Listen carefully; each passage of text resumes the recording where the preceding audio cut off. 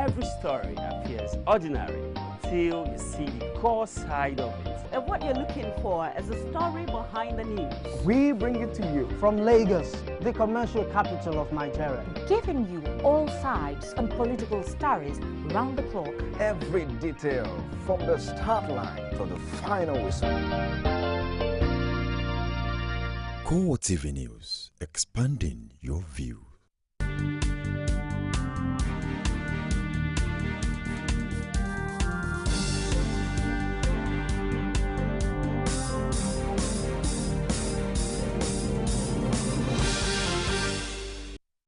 Thanks for joining us on CoreTv News this hour. I am Nifemi Oguntoye. Barely 5 days after youths and vigilante groups repelled an attack by Boko Haram on Bama local government in Borno, the deadly Islamic sect relaunched its terror on Ungorosoye village, killing 29, and moved to Waza on the Nigerian-Cameroon border to abduct 10 individuals. Reports from locals in the area indicated that 29 people were killed when the Boko Haram terror gang opened fire on the market in the village. It was gathered that the insurgents came in hundreds on motorcycles and 6 pickup vans and shot sporadically. They also shot a rocket-propelled grenade at the market, which killed the traders. Security sources decry attacks by insurgents on the state, noting that rather than decreasing, it is seriously increasing, and the killings these days are in greater number. The insurgents were said to have carried out repeated attacks on the village since the youth in the area took up arms against them by joining the vigilance group, codenamed Civilian Joint Task Force, in the hunt for Boko Haram members. Meanwhile, suspected Boko Haram members also attacked a Chinese worksite in northern Cameroon and kidnapped at least 10 workers. The governor of Far North Region, Cameroon, Augustine Funkaawa, confirmed this to newsmen in Yaoundé, the Cameroon capital. The Chinese embassy in Yaoundé also confirmed the attack at a site near Waza, 12 miles from the Nigerian border, close to Sambisa Forest, a Boko Haram stronghold. CoreTv News also learned that the attackers destroyed the bridge linking the various villages in the area where the Chinese construction workers were working. Meanwhile, the principal of Government College Makurdi, Godfrey Ugudu, says the school has received a letter from Boko Haram sect threatening to attack the school. Ugudu added that the school received 2 letters which had the same content on May 14. He says the letters were dated May 14, 2014, stating that they were coming to abduct the boys whom they would marry to the secondary school girls abducted in Chibok. He added that the letter asked the school to inform Mount St. Gabriel Secondary School to also get set, as they promised to invade the place as well. He says the Commissioner of Police, Commissioner for Education, and the Governor have been informed. The 2 letters were written in Pidgin English. One was cited inside one of the classrooms, and the second one was slipped into the staff room. About 500 out of 700 students of the college are living in the school, while Mount St. Gabriel is a purely boarding school. The police public relations officer in the state, Dan Eziela, confirmed the report and assures that the police are on top of the situation. Nigeria and its neighbors have vowed now to work together to combat Boko Haram in what Cameroon President Paul Biya described as a declaration of war. Meeting in Paris, President Goodluck Jonathan and his counterparts from Benin, Chad, Republic and Niger approved an action plan designed to counter the terrorist organization blamed for 2,000 deaths this year alone. President Jonathan dismissed criticism that the Nigerian response had been slow, saying the terror only started in 2009 and we didn't have the architecture to deal with that. As we progress, you'll see that the Nigerian military will cope, he said. President of France, François Hollande, says the group has threatened civilians, attacked schools and kidnapped citizens of many countries. The action plan will involve coordination of surveillance efforts, sharing of intelligence and joint efforts to secure the porous borders in the region. We are totally committed to ensuring that these girls are found wherever they are and make sure that they join their families. We'll do all our best. Presently, Nigeria has 20,000 troops in this part of the country, the northern part of the country, the northeastern part of the country, where we have these terrorists. African leaders meeting in Paris have agreed to wage war on Nigeria's Boko Haram Islamic militants. President Hollande of France, who hosted the summit, says regional powers had pledged to share intelligence and coordinate action against the group. The Paris summit brought together President François Hollande, Nigeria's Goodluck Jonathan, and their counterparts from Benin, Cameroon, Niger, and Chad. Afterwards, Hollande says participants had agreed on global and regional action plan. This, according to him, involved coordinating intelligence, sharing information, border surveillance, a military presence, notably around Lake Chad, and the capacity to intervene in case of danger. Cameroon's President Paul Biya and his Chadian counterpart have declared total war on Boko Haram. Representatives from the UK, US, and the European Union also took part in the Paris meeting. In the related development, President Jonathan says his physical presence in Chibok, Borno State, where over 200 schoolgirls were abducted last month, would not solve the problem. He says since the abducted girls were not being held in the school, the major challenge before him and his government now is to locate and rescue them. Jonathan spoke at the press conference held to announce the conclusions of a regional summit on security in Nigeria held in Paris. The president had not visited the community since the incident happened over a month ago. Although he was earlier scheduled to visit the school on Friday, the trip was called off later in what many people believed could have been because of security reasons. Presidential spokesman Reuben Abati, however, says Jonathan was never scheduled to visit the town, describing the reports as malicious.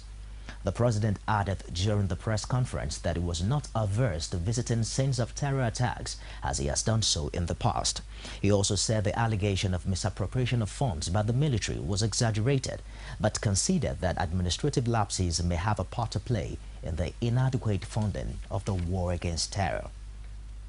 British Foreign Secretary William Hague says Nigeria needs to take its responsibilities more seriously in the effort to counter the Boko Haram terror group. Hague was speaking at the half-day summit hosted by French President François Hollande, aimed at forging a common strategy against Boko Haram. The Nigerian security forces have not been well structured for this kind of thing. And this has been shown by the fact that the problem has been getting worse with Boko Haram. So we can help with that. That is why we're offering to embed military advisors with the Nigerian headquarters. We work with Nigeria in many other ways on counterterrorism. It is very important that they uphold high standards of human rights. And that they are well coordinated in their own operations. Nigeria has the main responsibility here and must be the leading nation in tackling this. So it's very, very important that Nigeria takes its responsibilities seriously, and that includes being able to mount a more effective security response, as well as being able to improve the development and economy of the regions in the north. All of these things are critically important. Appointed United Nations Secretary General Special Representative on the abduction of the Chibok schoolgirls, Janet, had consultations with the Presidential Fact-Finding Committee on the issue. A statement by the committee spokesman, Kingsley Osadolo, quoted Janet, who is also the UN Secretary General Special Representative for West Africa, as pledging the union's support in the search and rescue of the schoolgirls kidnapped in Chibok last month. Janet, according to Osadolo, told the committee that beyond the outrage and global condemnation of the abduction, the UN Secretary General Ban Ki-moon was interested in a support package in order to ensure the release of the schoolgirls and deal with the larger issues arising from the circumstances of the abduction. Responding, the committee's chairman Ibrahim Sabo informed the UN Special Representative that the committee was neither a judicial nor administrative panel, but a fact-finding committee with clear terms of reference. He added that the committee has held a series of consultations with various contact persons, including security, defense, and intelligence agencies. The call for foreign assistance in the fight against terrorism has been described as a discretion to any move made by the federal government. A professor of arts, Bruce Onabrapaya, made this disclosure in an interview with Tomi Ojo. A report was presented from our studio. The incessant terror attacks in Nigeria became a source of worry when 200 girls from Government Girls Secondary School, Chibok, were abducted by Boko Haram. Worldwide outcry followed the incidents which resulted into Nigeria accepting military offers from foreign countries. A renowned professor of arts, Bruce Onagbekweya, says the acceptance of foreign help is a step in the right direction. I hold what Wole Soyinka said.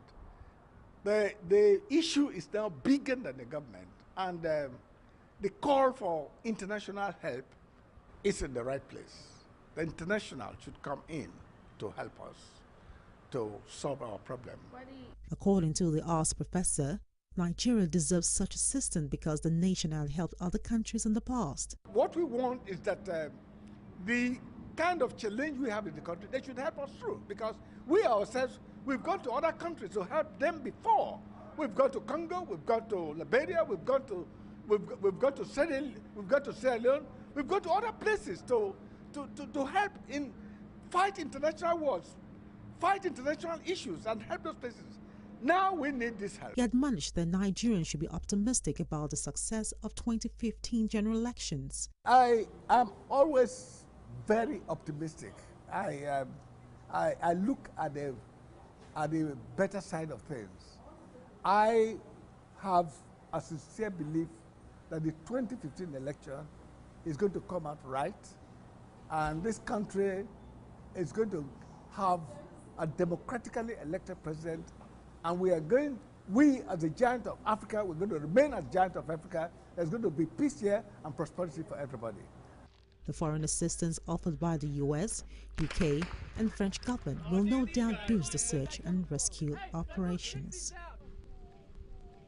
Senior Special Advisor on Security to the Lagos State Governor Babatunde Panax has commended residents on the island for the vigilance and the discovery of the strange object that was suspected to be a bomb. He gave the commendation while inaugurating the Nigerian Police Family Support Unit at Adeniji-Adele on Lagos Island. He says that such alertness was expected from all residents of the state. He urged the people not to relent in their effort in supporting the police and other security agencies with a view to making the state a safe place for all. Panax thanked the Ford Foundation and Justice for All for building the facility, saying that such gesture would help to improve the services of the police. The Divisional Police Officer of the Central Police Station in Adeniji-Adele, Monday Agbonika, says the support unit was built to handle domestic violence, sexual offences against minors and other juvenile cases. Agbonika says the trained officers in the station would serve as models to other stations nationwide. He called on officers and men of the force to avail themselves of the services provided by the facility. You're watching CoreTv News this hour. We'll take a short break now and we'll be back with more. Stay with us. From time immemorial, women have birthed life, shaped character, and by extension, influenced the society. Moremi of Ife, Emoten of Benin, Queen Aminat of Zaria, all women of influence and power. Whether it's before election, after election. How ironical. Women being so powerful, yet have few grounds in decision making. They see you as weak, and I see you as a wife to a man. We are talking women in politics. A woman will be bold enough to stand up and say, I want to become president of Nigeria. Only on CoreTv News. I don't think the election was. What are the people saying? 5 local government out of the 30 local government is more than many states in the north. The economy is booming. Where is the economy booming? On blast in Abuja. Don't you have security? Why are we fighting? Presidency should not just sit in Abuja or in Asokoro or wherever he lives. The government has sponsored this local haram. They're not there. Men cannot be there and be there at the same time. The life of the citizens, community need to be protected. It can't work out. Bring the message of peace. Let there be proper devolution of power from the center. The center is too powerful. The people, only on CoreTv News.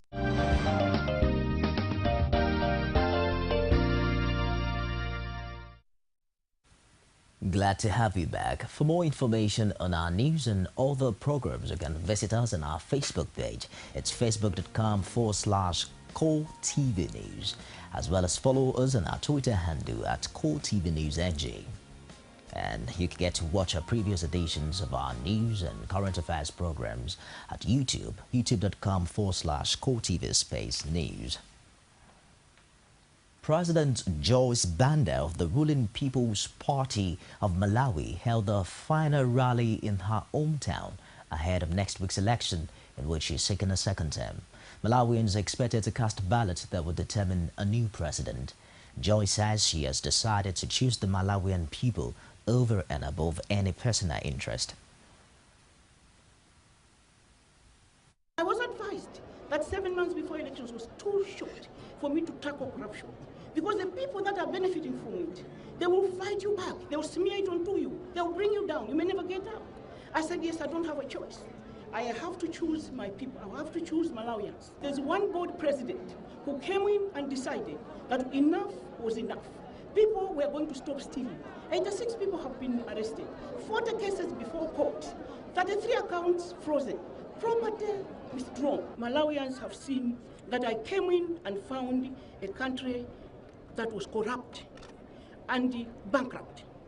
I've turned around the economy. With the help of Malawians, Malawians will have to decide.